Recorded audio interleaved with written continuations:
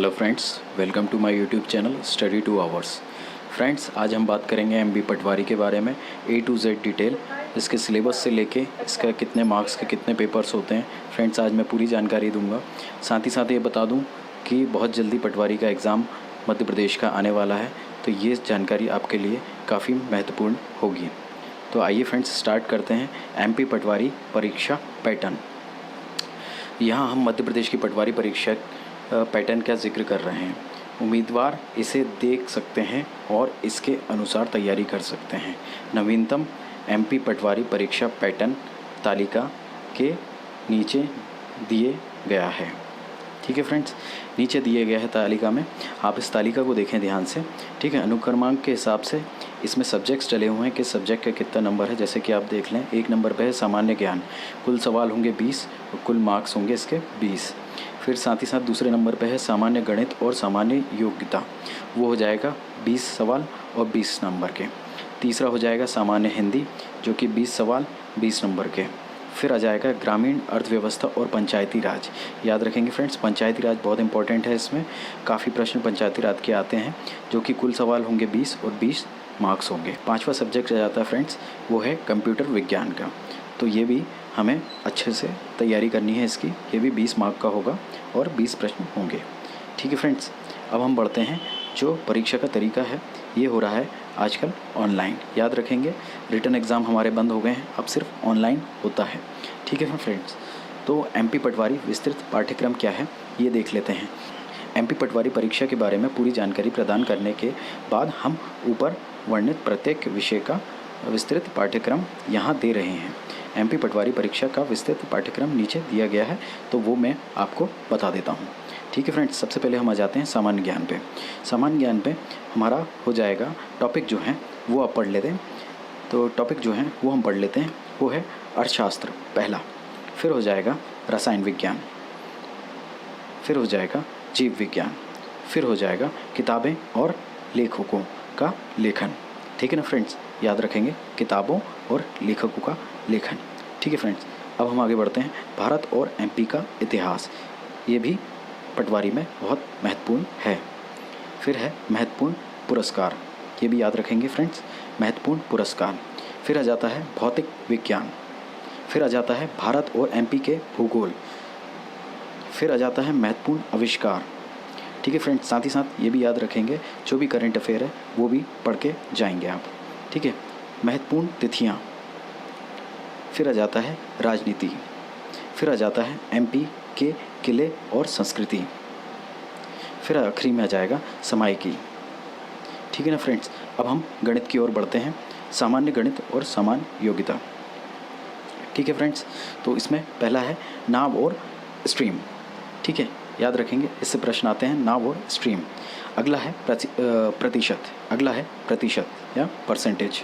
ठीक है, फिर उसके बाद आता है SI CI। ठीक है, इसको भी हम याद रखेंगे। फिर आ जाता है साझेदारी, फिर आ जाता है त्रिकोणमिति, फिर आता है गति, समय और दूरी, फिर आता है समय, काम और मजदूरी, फिर आता है औसत, फिर आता है अनुपात और अनुपात, फिर आता है LCM और SCF, फिर आता है युग के समस्याएं।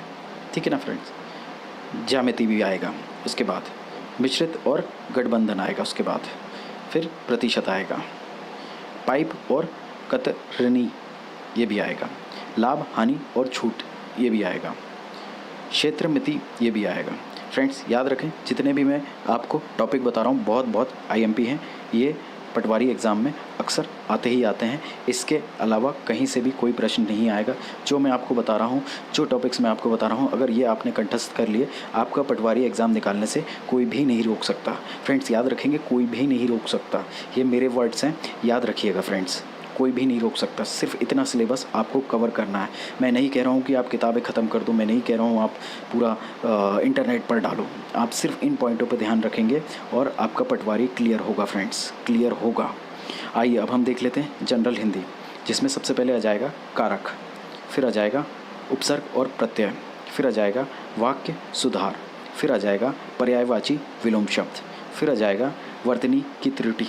ठीक है जी, फिर अगला जो है वो आ जाएगा रिक्त स्थान, फिर अगला आ जाएगा मुहावरे और लोकोक्तियाँ, ठीक है फ्रेंड्स। इसके बाद है अनेक शब्द के एक शब्द। इसके बाद है संधि। उसके बाद है वाक्यों में त्रुटि। उसके बाद है समास। उसके बाद है स्त्रीलिंग और उसके बाद आखिरी जो है वो है पुल्लिंग।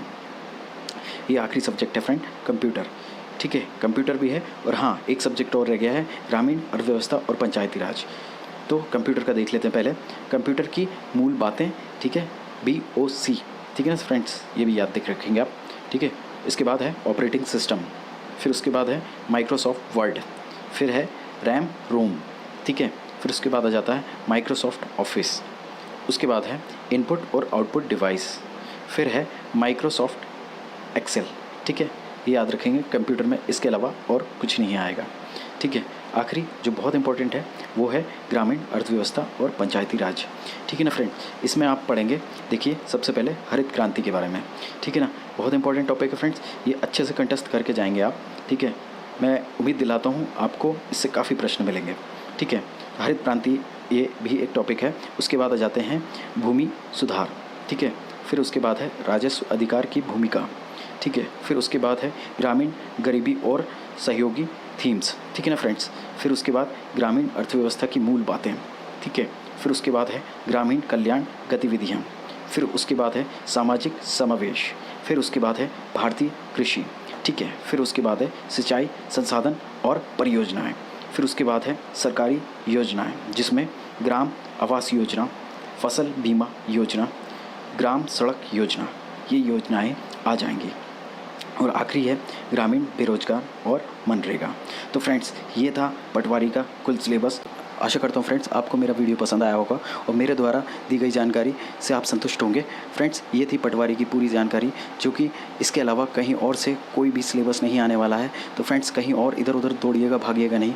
और भी वीडियो बहुत सारे पड़े हुए हैं जो कि फेक हैं। तो फ्रेंड्स प्लीज़ मुझे फॉलो करें, मुझे लाइक करें, ठीक है ना, और मेरे चैनल को सब्सक्राइब करें और भी इसी प्रकार के वीडियो देखने के लिए। साथ ही साथ मैं पूरा सिलेबस बताता हूँ और साथ ही साथ पूरा इसकी स्टडी भी कराता हूँ, ठीक है। तो मेरे लेक्चर भी आप देख सकते हैं मेरे YouTube चैनल पर जाके। तो फ्रेंड्स आज के लिए इतना ही।